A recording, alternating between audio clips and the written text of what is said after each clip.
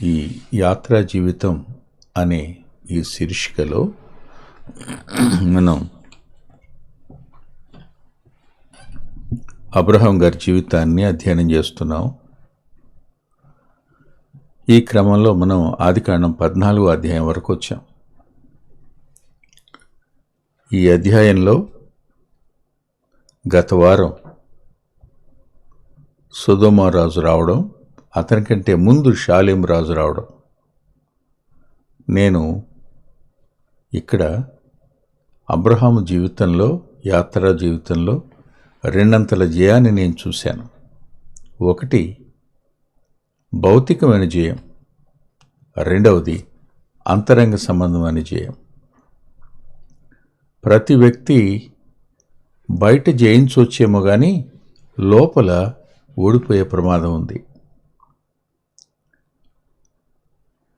భౌతికంగా గెలిచినవాడు అంతరంగంలో ఓడిపోతే అది మరింత అవమానకరంగా ఉంటుంది.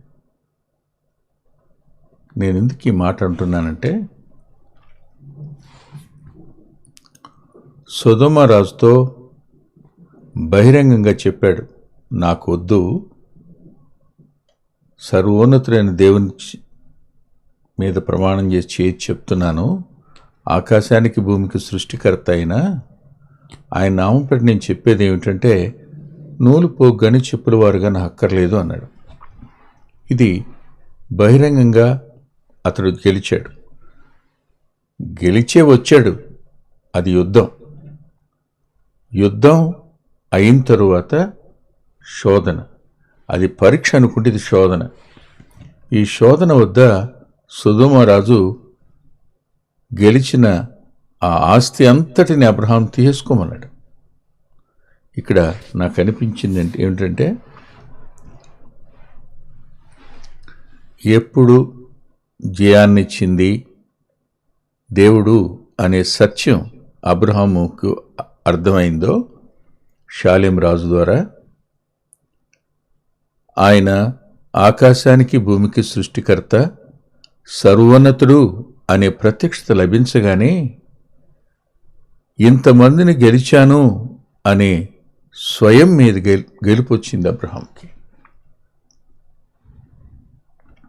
ఒక చిన్న పని చేస్తే, ఒక చిన్న దాంట్లో జయమొస్తే మనిషి తాను మర్చిపోతాడు, తనకు మించి ఊహించుకుంటాడు, తన శక్తి సామర్థ్యాలు ఎంతో పొగుడుకుంటాడు.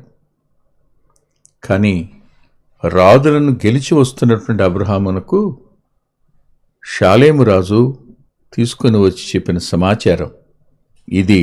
చూడండి ఎంత చక్కటి మాటో.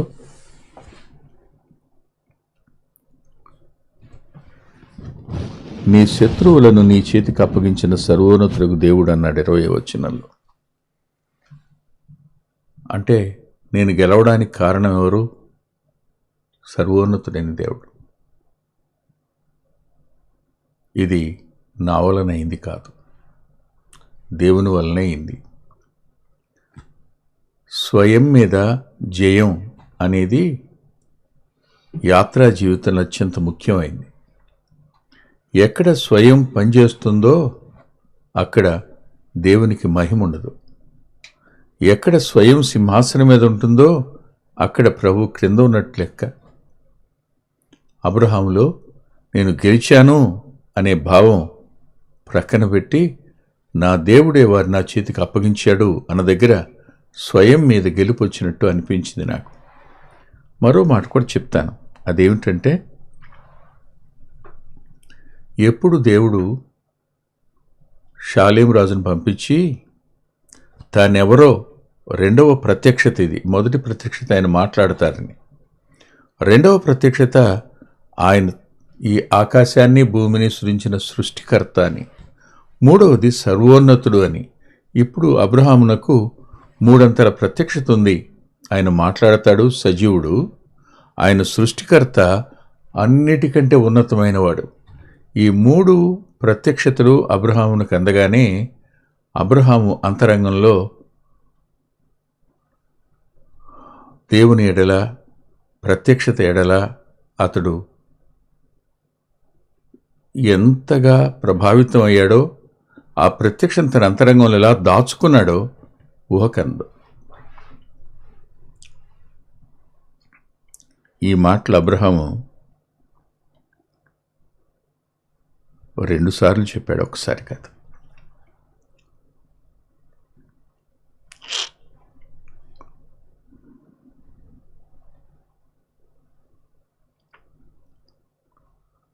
నా ఇక్కడ ఏమనిపించిందంటే, అబ్రహాము స్వయాన్ని గెలవడం కాదు, ధనం మీద ఆశను కూడా గెలిచాడు. దేవుని ప్రత్యక్షత అనేది ఎంత విలువైందో, ఎంత శ్రేష్టమైందో మనం అర్థం చేసుకోవాలి. దేవుని గురించి ప్రత్యక్షత కలిగిన ఏ వ్యక్తి అయినా ఖచ్చితంగా ఈ రెండింటినీ గెలవగలుగుతాడు. దేవుని గురించిన ప్రత్యక్షత లేనివాడు ఓడిపోతాడు. అందుకనే అతడు పునాదులు గల ఆ పట్టణం కోసం ఎదురు చూశాడు అన్నప్పుడు భూమి మీద అబ్రహాము యొక్క మనసుని లేకుండా చేసుకున్నాడు. భూమిపై దేని మీద మనసు పెట్టలేదు. ఇది ఓ అద్భుతమైన గెలుపు అంతరంగానికి సంబంధించింది. ధనాశ లేదు. మూడవదిగా అబ్రహాము ఇలా అన్నాడు, అబ్రహామును నేనే ధనవంతునిగా చేసి తినని నువ్వు చెప్పకుండాన్నట్లు అన్నాడు. ఇప్పుడు ఏమిటి చెప్పండి? దేవునికి చెందవలసినవి మనుషులు దొంగిలించే అవకాశం ఉంది. ఒక వ్యక్తిని పైకి తెచ్చింది ఎవరు? దేవుడు. కానీ మనుషుల్ని పొగడడం, మనుషుల్ని ఘనపరచడం అనేది యాత్రా జీవితంలో మంచిది కాదు. దేవుని మీద మనసు పెట్టినవాడు మనిషి ఇస్తానని ఆశ చూపినా నువ్వు రేపటి దినాన్న నన్ను ధనవంతునిగా నేనే చేశానని చెప్తావు, నాకు అక్కర్లేదు అన్నాడు. అంటే ఒక వ్యక్తిని హెచ్చించేది ఎవరు? దేవుడు.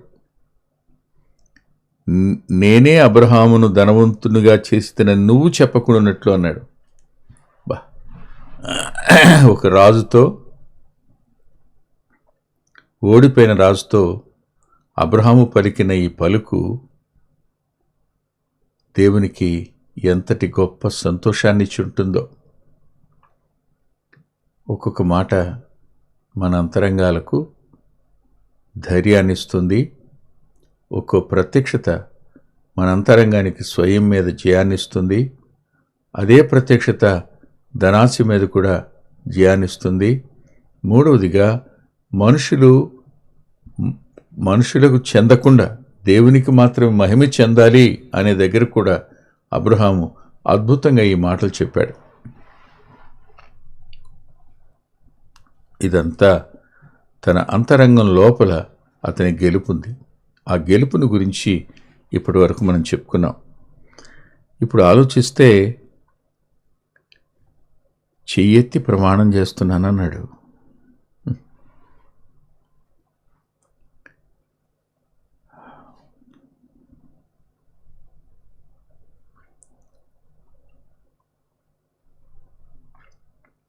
చెయ్యెత్తి ప్రమాణం చేయడం,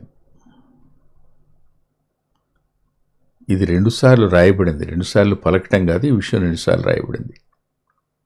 ప్రత్యక్షత.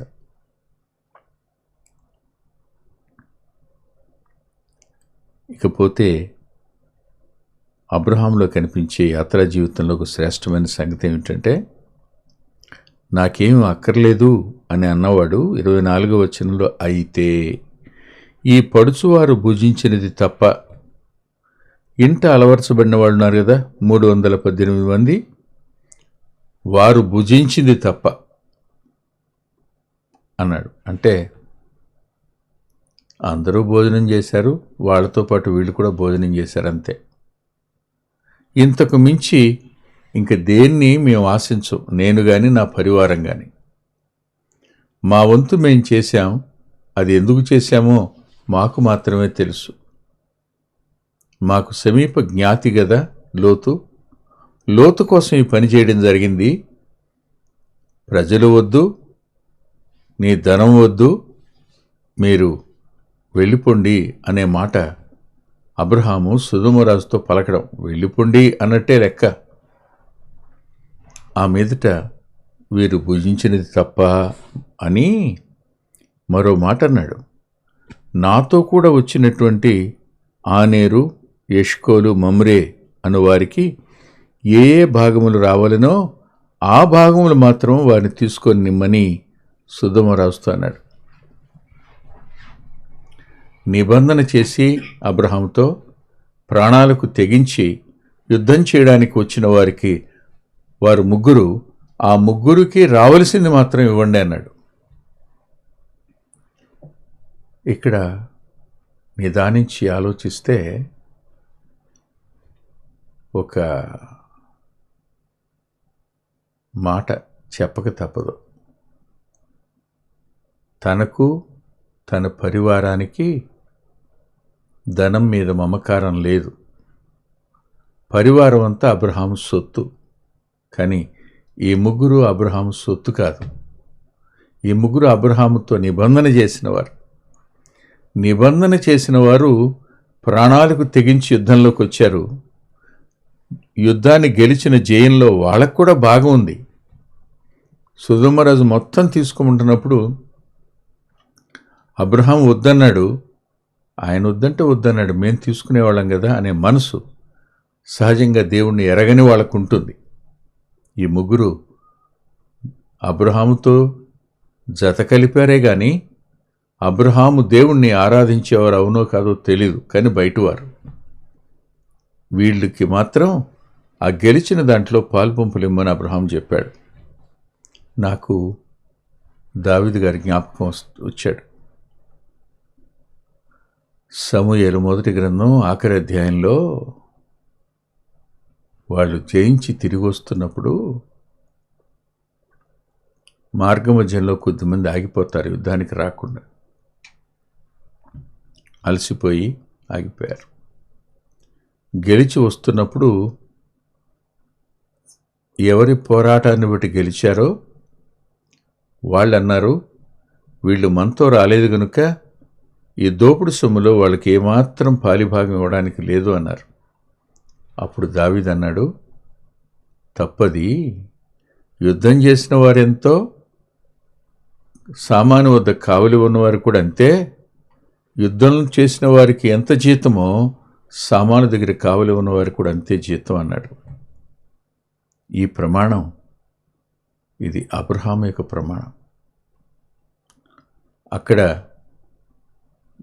అందరికీ పాలుపంపులు ఉన్నాయి, కానీ తన పాలుపంపులను త్యాగం చేసి వారికి రావలసింది మాత్రం వారికి ఇప్పించండి అన్నప్పుడు వారి ప్రయాసకు తగిన ప్రతిఫలాన్ని, వారు నిబంధన చేసి సాహసించి యుద్ధం చేయడానికి ప్రాణాలు కూడా పణంగా పెట్టి పోరాడిన వారికి రావాల్సినటువంటి వాళ్ళకి చెందేట్టుగా చేయటం దగ్గర అబ్రహాములో గొప్ప ఔన్నత్యం కనపడుతుంది. యాత్రా జీవితంలో మనం వద్దనుకున్న మన పొరుగు వారిని మనం బలవంతం చేసి మీరు కూడా తీసుకోవద్దు అనకండి. వాళ్ళు స్వచ్ఛందంగా మీకే వద్దన్నప్పుడు మాకెందుకు అక్కర్లేదు అంటే పర్వాలా, కానీ వాళ్ళు పుచ్చుకున్నారు కదా. ఇక్కడ అబ్రహాం ఎలా కనిపించాడు? వెలుపల లోపల పోరాటంలో గెలుపొందాడు, వెలుపల లోపల శోధనలో గెలుపొందాడు. ఈ అధ్యాయంలో నాకు కనిపించింది ఏమిటంటే, ఒకటి, రాజులను గెలిచిన గొప్ప జయం అబ్రహాముది. రెండవది, గొప్ప ప్రత్యక్షత కలిగిన వాడు అయ్యాడు అబ్రహాం. మూడవది, అబ్రహాము గొప్ప సాక్ష్యం పొందినవాడయ్యాడు. ఈ మూడంతల ఆధిక్యత అబ్రహామునకు ఆదికాండం 14వ అధ్యాయంలో వ్రాయబడింది. ఇప్పుడు మనం 15వ అధ్యాయం 1వ వచనానికి వద్దాం. ఇవి జరిగిన తరువాత యెహోవా వాక్యము అబ్రామునకు దర్శనమందు వచ్చి, అబ్రామా భయపడకుము,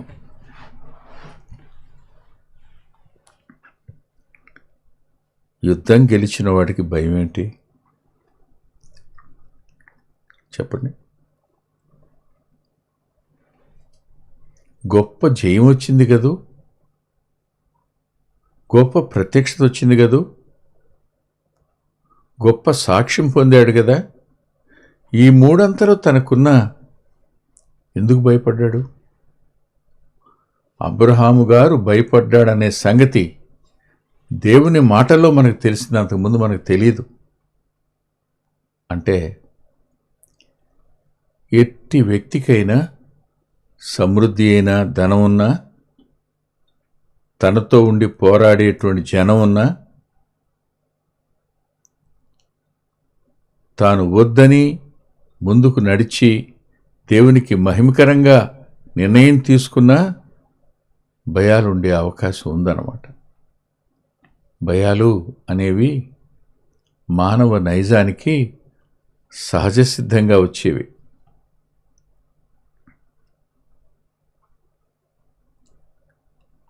అందుకే ప్రభు అన్నారు, అబ్రామా భయపడొద్దు, భయపడొద్దు. పౌలు గారు కూడా తిమోతికి రాస్తూ అంటాడు, ఇంద్రియ నిగ్రహం గల ఆత్మనే మనకిచ్చాను గాని అంటాడు. అంటే పరిశుద్ధాత్ముడు అనుగ్రహించబడిన తరువాత మనం ధైర్యంగా కొనసాగడం కోసమే ఆయన అనుగ్రహించబడ్డాడు, అంతేగాని భయపడ్డానికి పిరికితనం గల ఆత్మను మనకి ఇవ్వలేదని. కానీ భయాలు రావా? తప్పకుండా భయాలు వస్తాయి. భయాలు వచ్చినప్పుడు మనం ఎవరి వైపు చూడాలి? భయాలు వచ్చినప్పుడు మనం ఎవరిని గుర్తు చేసుకోవాలి?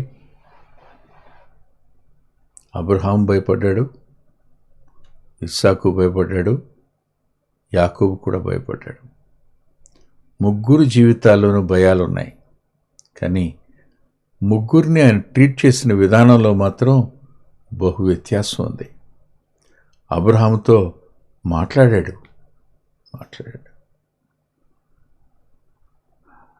ఇస్సాకుతోనూ మాట్లాడాడు, యాకోబుతోనూ మాట్లాడాడు.